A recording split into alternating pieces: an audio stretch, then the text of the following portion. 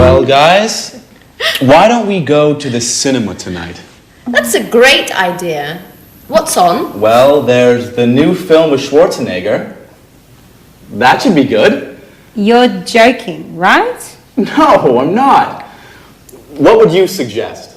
How about going to the disco? The disco.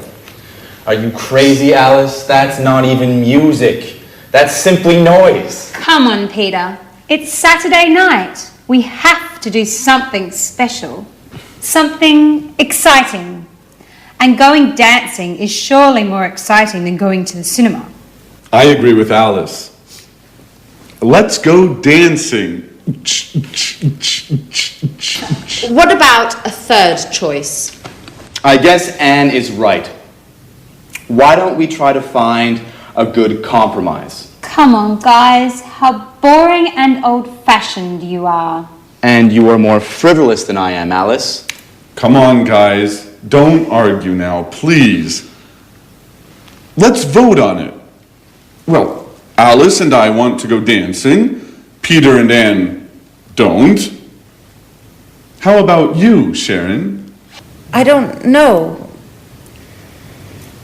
Well, the disco is probably more entertaining than the cinema. Great. Okay, guys. 3 against 2. Let's go dancing.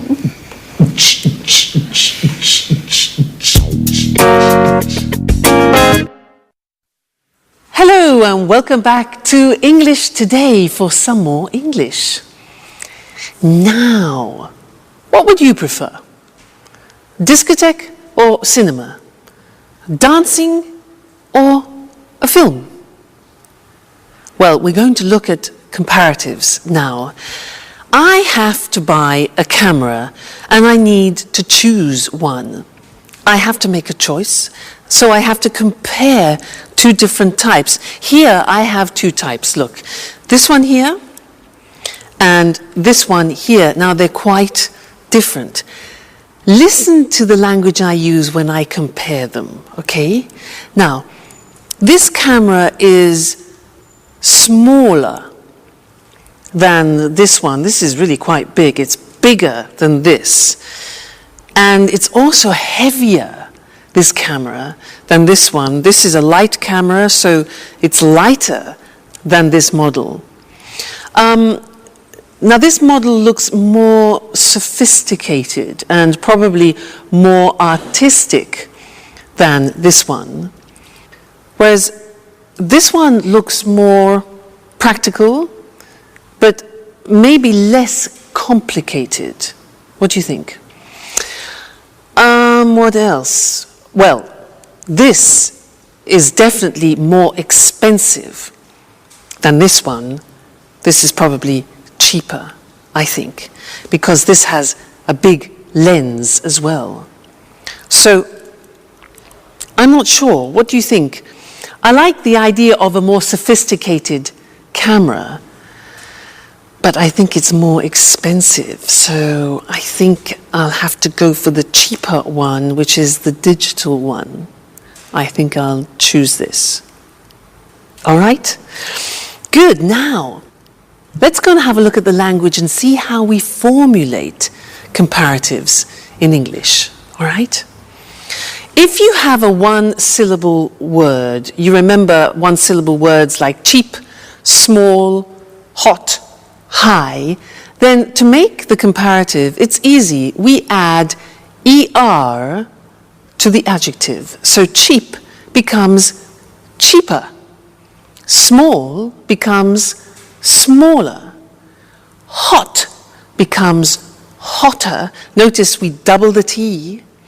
High becomes higher. So some examples are the new model is lighter than the old model, or London is safer than New York. Today is hotter than yesterday. All right, so those are adjectives with 1 syllable. But what happens if you have adjectives with 3 syllables or more? Look at the examples. Interesting is an adjective with 3 syllables. Interesting, no, 4 syllables. So it becomes more interesting. You see what happens? We put more in front of the adjective. So more interesting. Difficult. How many syllables? Difficult.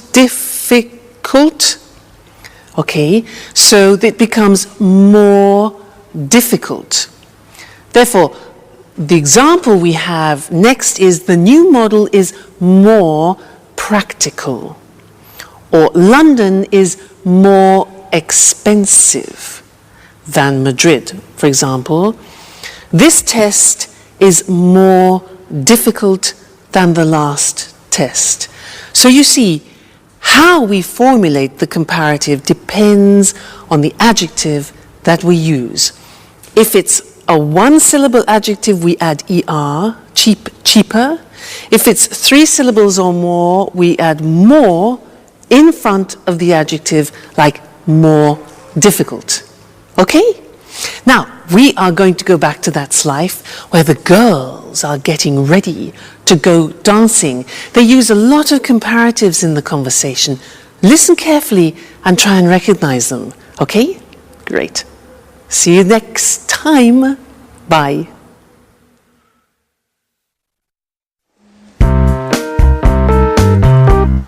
Here's my party hat. How do you like it? You look great. I envy you. Hats really suit you. Well, I envy your room, Anne. But with all this traffic, how do you sleep? Oh, I'm used to it. Which disco are we going to? Paradise. It's a new disco on King's Road. It's very nice. Did Tom and you go there together? Yes, we went last Saturday. We spent a nice night together. Maybe I asked the wrong question. You don't like Tom, do you? He's boring. Very boring. Besides, he's an Aries and he talks too much. Last night, for example, he showed me all the pictures of his holiday in the Alps. He talked for an hour about the mountains. But I hate the mountains. Why do you say that? The mountains are beautiful and spectacular. I prefer the beach. It's more relaxing and entertaining. Oh, I don't know. I think the beach is more boring than the mountains. Why do you say that? Well, think about it. Lying on the beach every day, it's much more interesting to be walking in the countryside. Yes. But it's usually colder in the mountains. I think the beach is also more romantic. Girls, stop talking nonsense. How do I look? You look very pretty, Alice. Thanks, Sharon, but you look better than me. No, how can you say that? You're much more tan than I am. Yes, but you are in better shape. And me? How do I look? You are very pretty too, Anne. I'm sure I'm not nearly as beautiful as you. Come on, guys. Stop making stupid comparisons. Let's just say that we're all different. Hey girls. Okay, are you ready? I need your advice. Which shirt is better according to you? The red one, it's much better than the blue one for a disco night. And you, Sharon? What do you think? Well, I think the red one is funnier, while the blue one is more professional. I prefer the blue one. So, girls, which shirt should I put on? I told you, the red one. With that one on, you'll look more macho. Yes, macho, that's the right word. Really? Macho? I like it. Okay, I'll put on the red shirt. Do you agree with Alice, Sharon, about being macho, I mean? Come on, Jack. It's late. The disco's waiting for us.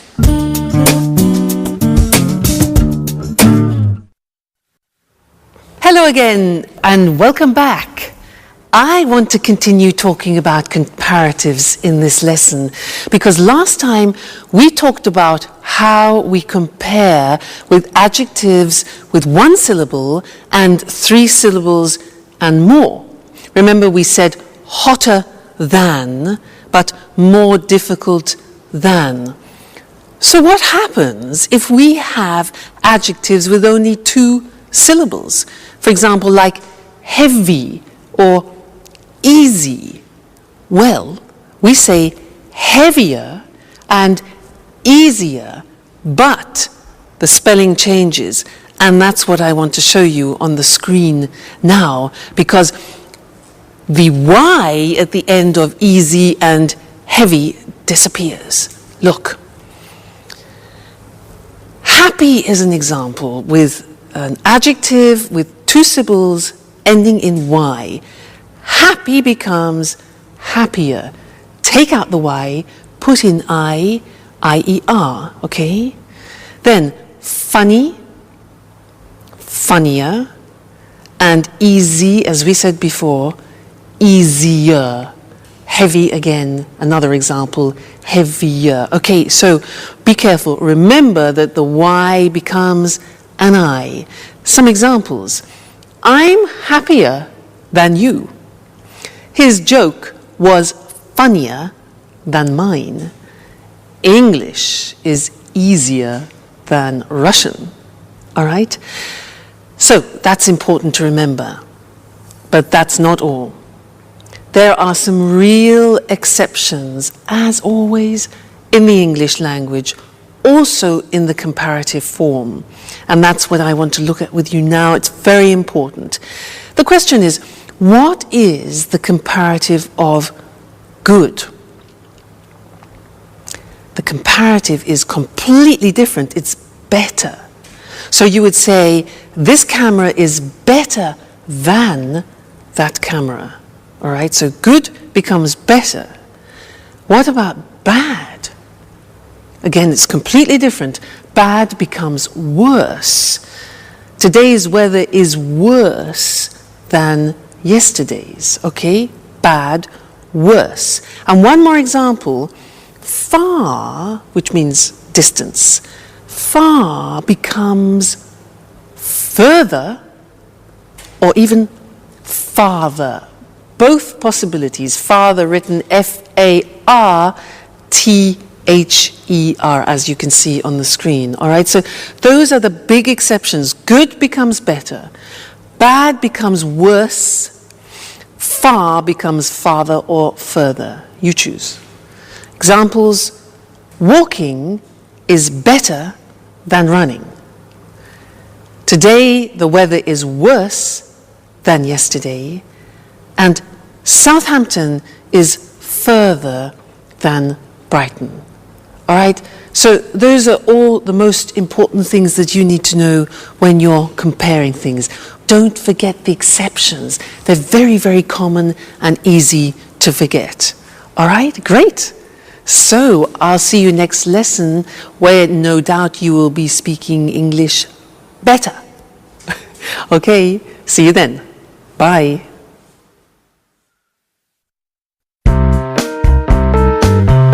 So, Tom, which do you think is the best? I think Prague is the most interesting. Are you sure? I think Vienna is more exciting than Prague.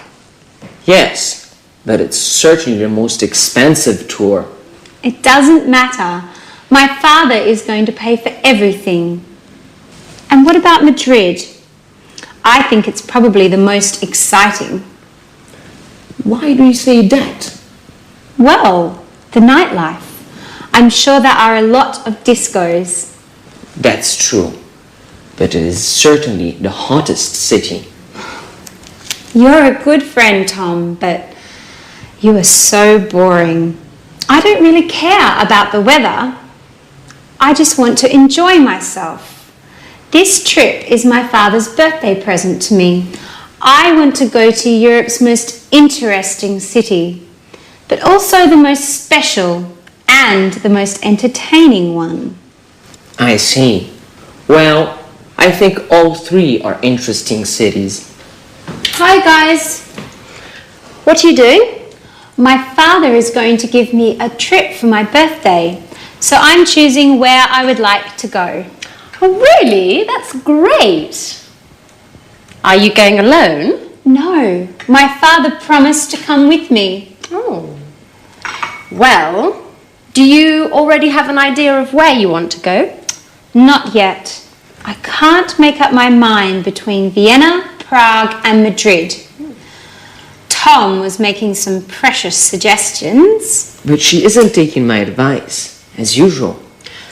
Well, I think Prague is probably the oldest city, but Vienna is the most interesting one. There are a lot of important meetings in Vienna. Oh, and lots of museums too. Well, Madrid also has a lot of museums. Do you agree with that? Yes, that's true. But Madrid is certainly the hottest city. Oh my God, Anne. You are like Tom. You both talk nonsense. I think you two should go out together. I think you would get on well. Alice, what are you talking about? You're joking, right? Well, not really. I think Tom is perfect for you, Anne. Come on, Alice. Stop being foolish. You're embarrassing us. Really? There's no need to be ashamed. Listen, I'm going to leave you two alone now, so you can get to know each other better. Bye.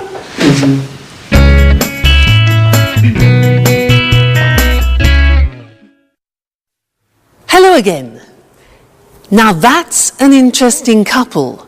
Tom, who is an obsessive museum goer, Anne, who is an obsessive cleaner. Put them together, and what have you got? The cleanest museum in the world.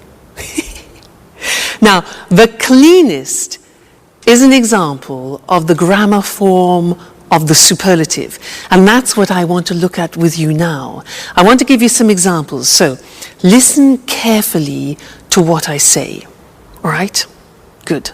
So, good morning, ladies and gentlemen. Are you having problems opening your bottles? Well, I have the solution for you. Here it is. A revolutionary bottle opener. This is a bottle opener. Have you been using these old models like this and been having problems? Well, this is the most intelligent and the most revolutionary bottle that you can find. Bottle opener, it's called, okay? So, how does it work? You take your bottle of wine. You open it up like this. You open it here. You put it on the top of the bottle, like that, over the cork. Then, in this position, you see, hold it strong. Take the lever like this and you pull over like that. Okay? Takes a little bit of effort, but not like that one. Then, you push it back, and what happens? Bingo! Out comes the cork. Then, the same action, hold it tight, pull it over, the cork comes out, and we are ready to drink. This is, ladies and gentlemen, the most effective, the newest, the quickest, the smartest, and the most revolutionary bottle opener that you will ever find. And it's the most economical. It's the cheapest. It only costs €20 for you. So, buy one today, and let's pour some wine and toast to the most superlative bottle opener in the world. Cheers. That's nice. Great. That was the superlative. Let's go and see it on the screen. Nice wine. Now, when we have an adjective with one syllable like cheap. What we do is we add the at the beginning to make it superlative, and then we add est to the adjective. Look at the examples. It's the cheapest, the newest, the quickest, the smartest bottle opener in the world. Okay, so the plus est at the end. Now, if the adjective is 2 or 3 or more syllables, it changes, as I said, and it becomes the most effective. Now, the adjective doesn't change, but in front of it we put the most effective. It's the most economical bottle opener. It's the most beautiful, it's the most revolutionary bottle opener. Okay, so again, be careful. Is it a 1-syllable adjective? Is it a 2 or 3 or 4-syllable adjective? Because it changes. Great.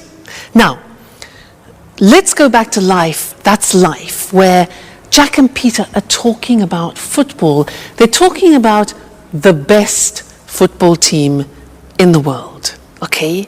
And I'll see you later. Cheers.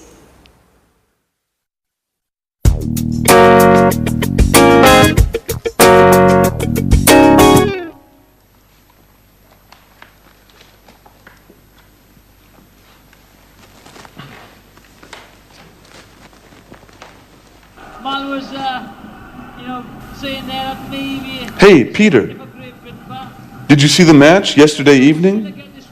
Which match? Which match? Ajax versus Juventus. Those teams are boring. Excuse me. Excuse me. Ajax is the best football club in the world. I'm afraid I don't have a clue. I know that only music matters. Anyway, in your opinion, which is the best team? I don't know. I heard Arsenal is the best one of all time. They've got the most aggressive players, the most important coach, the toughest goalkeeper. Peter, you are so mistaken. Okay. What's so great about Ajax? Well, first of all, their defense is superb. It's much more intelligent than Arsenal's. No. Still, No. But you promised me. You're always busy. No, I don't want to go anymore. Anyway, thanks, Daddy. Thanks for your present. You are the worst father in the world. Don't worry, I'm going to have a great birthday all the same. Yes, with my friends. They do love me. Bye.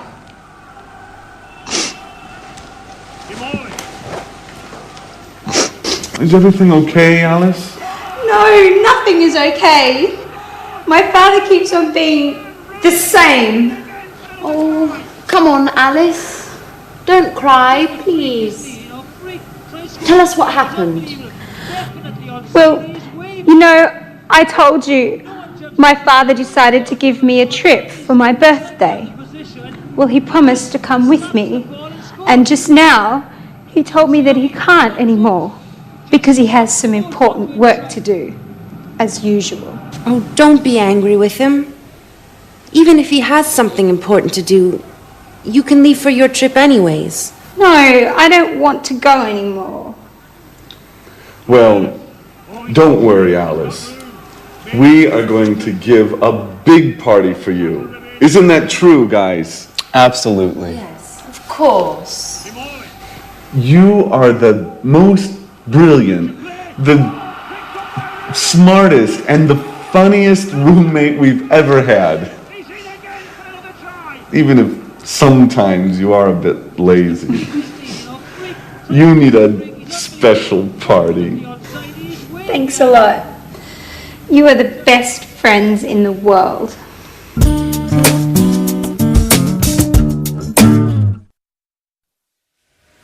again. Now, you know, Mr. Monkey reminds me of Jack. He's obsessed with football, but he's very sweet. Did you hear what he said to Alice? He said, "You're the most brilliant roommate we've ever had." That's really sweet. And did you hear them talking about football? Well, I don't know what you thought. They said, this was Jack, he said, "Ajax is the best football team in the world." Debatable. Alice said her father was the worst father. And Jack then said, "You are the funniest roommate that I have ever had." And so these are all examples of exceptions in the superlative form. I want to go to the screen now and look at those because they're not that easy. So, look at the first example. With adjectives ending in Y, we remove the Y as we've learnt before, and we add IEST. So, funny becomes the funniest. Easy becomes the easiest. So the examples are, "You're the funniest roommate I have ever had," for example. Or Naples is the noisiest city in Italy. Or it's the happiest day. All right, so those are two-syllable adjectives ending in Y. Now look at the exceptions. Remember, we have already learned that good, bad, and far are exceptions in the comparative. Well, look at the superlative. Good in the superlative becomes the best. So it's good, better, the best. Bad in the comparative is worse, remember? The superlative is the worst. Notice the T. Bad, worse, the worst. Don't forget to pronounce the T. And then far, the comparative we said was farther or further, and the superlative form is the farthest or the furthest. Okay? So, those are the three most important exceptions. You need to learn those by heart because words like good and bad we use every day. So try and memorize them, all right? And I'll see you in the next lesson. Bye. Good morning, good morning. Welcome to this week's edition of Talk Cinema. Here in the studio with me is Sanjeev Gupta, our cinema expert. Good morning, Sanjeev. Good morning. Well, Sanjeev, what are you talking about today? Today I want to talk about the Sundance Film Festival. Sounds interesting. I've heard of the Sundance Festival. What exactly is it? Well, to put it simply, Sundance is a festival for independent films and people interested in them. Okay. Can you explain what an independent film is? Independent films, sometimes they're called indies, are films that don't come from the major Hollywood studios. They're produced and financed by the directors themselves, and they're usually low-budget productions. But of course, this doesn't mean that they're appreciated less than normal commercial films. Of course, independent films can be very interesting, and often they deal with contemporary issues. Exactly. You can't compare independent films with Hollywood blockbusters. They're two completely different things. Well, Hollywood films are more spectacular. They're usually high-budget productions, and the money comes from the Hollywood studios, not from the directors. There's more money to spend, so they can feature famous stars. There's another important difference here. Hollywood movies are distributed throughout the world. That's how they make so much money at the box office. Right, Sanjeev? Right, Lucy. On the other hand, independent films generally win the praise of cinema critics, but make less money at the box office. Okay, let's go back to the Sundance Film Festival. Well, this festival has nothing in common with the Oscars night in Los Angeles, but it is the most important film festival in the world for independent films. It's important because it promotes the work of many young directors. When did the festival start? Robert Redford organised the first festival 25 years ago. The festival takes its name from Sundance Kid, the character Robert Redford plays in the film Butch Cassidy and the Sundance Kid. Today, the Sundance is divided into two sections. The main section is called the American Competition and is for American films and documentaries. The second section is the World Cinema Competition. This is for all other films. You know, Sundance is great fun. In addition to the films, there are parties and concerts and also special meetings for film students. Well, the Sundance Festival sounds fun. It's smaller and younger than other film festivals. There aren't lots of Hollywood stars. The awards aren't as prestigious as the Oscars. But it's an important festival. Right, Sanjeev? Right, and don't forget, it's great fun. Okay, thank you, Sanjeev. And goodbye. Goodbye. Goodbye, and see you next week for another edition of Talk Cinema. So, the Sundance Festival takes its name from the Sundance Kid, the character that Robert Redford plays. A character is a person in a film. And we say that an actor plays a character. And let's have a look at some of the vocabulary and expressions we use to talk about films. There are independent films and Hollywood blockbusters. First of all, what is an independent film? It's a low-budget production that is not produced or financed by a major Hollywood studio. Major means big and important. A low-budget production is a film made with little money. And what's a Hollywood blockbuster? It's a high-budget production that is produced and financed by a major Hollywood studio. A high-budget production is a film made with lots of money. To produce a film means to make a film, and to finance a film means to find the money to make a film. We say a film is produced by and financed by someone. So, an independent film is usually produced and financed by the director of the film. The director is the person responsible for making a film. He or she directs the actors and decides how to tell the story of the film. Independent films are sometimes called indies, which comes from the word independent. Because Hollywood blockbusters are high-budget productions, they can feature famous stars. Famous stars are famous actors. So, if a film features famous stars, it means that famous actors and actresses are in the film.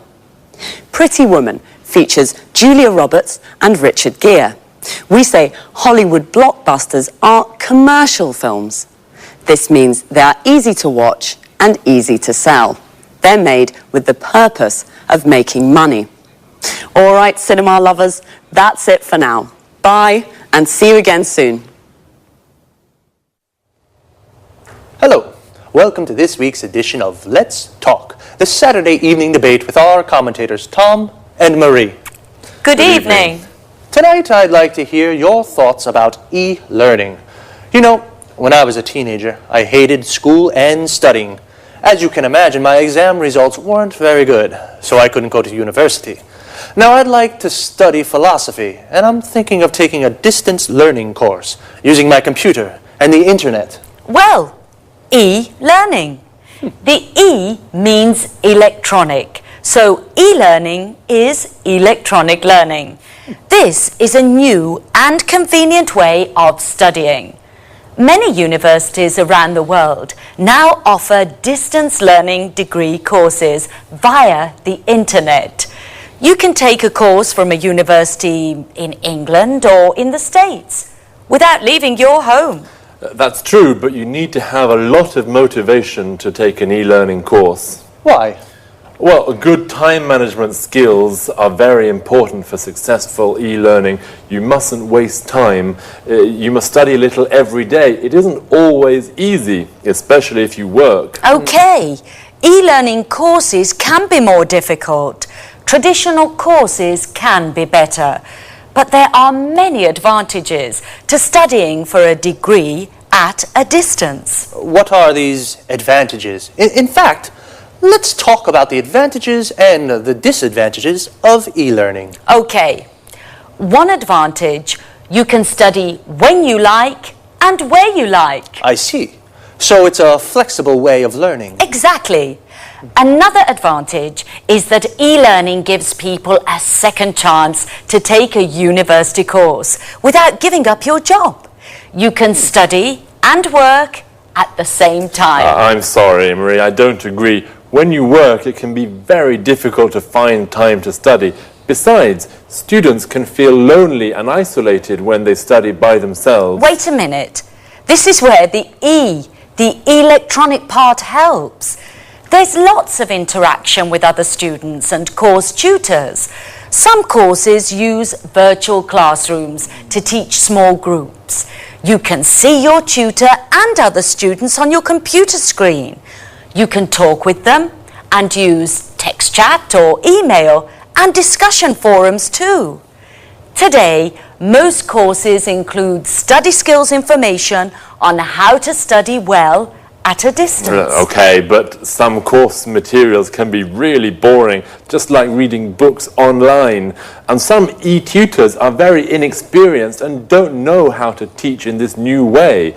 And remember that dropout rates are high for e-learning courses. Yes, I agree with some of what you say, but good multimedia course materials can be very stimulating as they use audio, images and text together to teach. Okay, I see that you both have strong opinions on this topic. This discussion is very interesting, but I'm afraid we've run out of time. So, e-learning, the new independent way of studying with advantages and disadvantages. My philosophy course? I'll have to think. So, goodbye to our commentators, Marie and Tom. Goodbye. Goodbye. And goodbye to you. And see you next time on our discussion group, Let's Talk. Well, I'd like to take an e-learning course, but I'm not sure that I have the motivation I need. Notice how we say to take a course. For example, to take an English course means to study English.